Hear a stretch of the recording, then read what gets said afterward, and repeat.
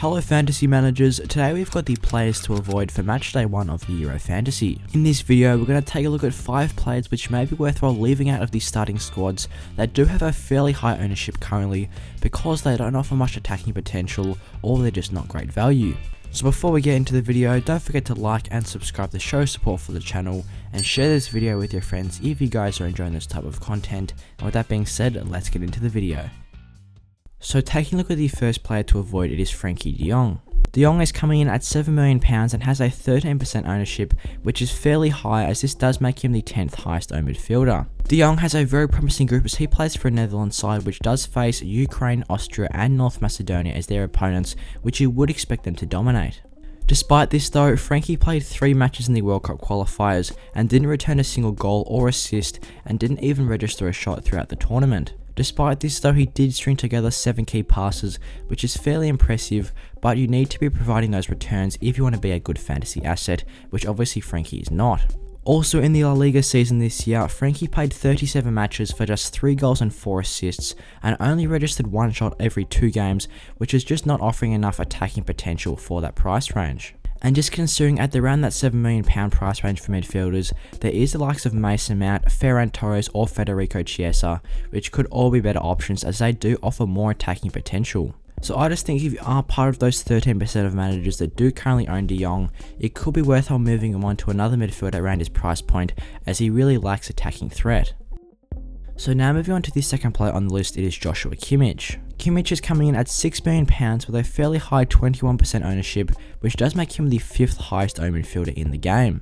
Kimmich faces France in the first match day and also has Portugal and Hungary in their group, which is no doubt one of the more tricky groups in the tournament.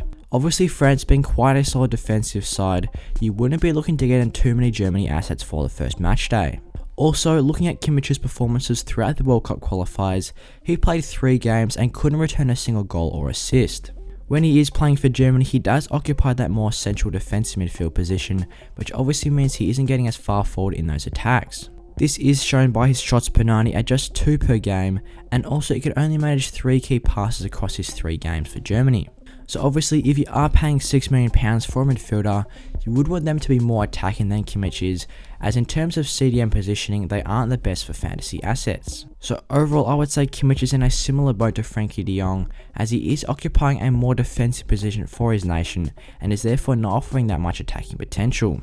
Even for Bayern Munich, where he does get slightly further forward, he played 27 matches for just 4 goals and 10 assists, which is okay, but he was only averaging 1.4 shots per game, which isn't the best for a fantasy asset. You do want them to be getting plenty of chances. So once again, at around that £6 million midfielder price range, you could want to slightly upgrade him to the likes of Mason Mount, go to Federico Chiesa, or even go for Thomas Souček at £6.5 million, who does offer slightly more attacking potential. And once again, just considering that they do play France as their first opponent in the first match of the season, you would expect France to do well in that game as they do have a very solid defense, which does mean the Germany attacking assets are likely to get less points. Now moving on to the third player to avoid coming into matchday 1 of Euro Fantasy, it is N'Golo Kanté. Kanté is coming in at £5.5 million with a very high 31% ownership, which does make him the 4th highest owned midfielder in the game. N'Golo Kanté has made 5 international appearances for France, but has only managed 1 goal and 0 assists across this period. There is no doubt that N'Golo Kanté is such a quality player in the middle of the park, but he is more of a defensively minded player, which does mean he isn't getting as far forward. This is shown by his shots across his 5 appearances, as he's only taken 1 shot in his 5 matches, obviously highlighting how little attacking potential that he does offer. Also, just making 1 key pass does mean that he isn't playing those attacking balls through and is mainly focusing on getting interceptions. And since there has been the rule change from the Champions League Fantasy not to get points for interceptions, N'Golo Kanté doesn't really offer that much points potential. Even in the Premier League this season, he played 30 matches for just 2 assists, only averaging 0.3 shots per 90 minutes. So for a player that is defensively minded, doesn't score points for interceptions in Euro Fantasy, and offers very little attacking potential, I think at £5.5 million, N'Golo Kanté isn't the best option. Despite Kanté playing for a France side that should go fairly far in the tournament, they do have other attacking assets in the midfield, which will be playing more advanced positions such as the likes of Paul Pogba. So it might be worthwhile just to steer clear of N'Golo Kanté and not get sucked in by his very high ownership and go for some other midfield price options. You could downgrade to a fairly cheaper player such as the likes of Thomas Holes or Loic Nago to free up some money in the middle of the park. So now moving on to the fourth player to avoid, it is Bruno Fernandes. Bruno Fernandes is coming in at £10.5 million with a fairly high 19% ownership, which does make him the 6th highest owned midfielder in Euro Fantasy. Portugal do have a tricky group, but they have a nice first matchday opponent against Hungary, which you would expect Portugal to do quite well in. Despite playing very well in the Premier League this season, Bruno Fernandes played 2 World Cup qualifiers matches for Portugal, but couldn't manage a single goal or assist. He did register 6 shots and 4 key passes, which does hide the fact that he does offer some attacking threat, but most of his goals that he scored in the Premier League this season did come from the penalty spot. Obviously, with Portugal having Cristiano Ronaldo on the penalty duties, you wouldn't really be expecting Bruno Fernandes to get that many goals throughout the Euros tournament. Obviously, Bruno Fernandes is quite an expensive option at £10.5 million in midfield, and I just think there is better premium options in the game than him. If you are looking at midfielders, you could go for Kevin De Bruyne instead, who is the same price as Bruno Fernandes and does offer more attacking potential and is also on free kicks as well. If you are looking to capitalise on the Portuguese attack, you could upgrade to the likes of Cristiano Ronaldo or go for a cheaper option such as the likes of Diogo Jota or João Felix. But since Bruno Fernandes isn't on penalties or free kicks, I just think that he offers way less attacking potential and there is better Portuguese assets in attack.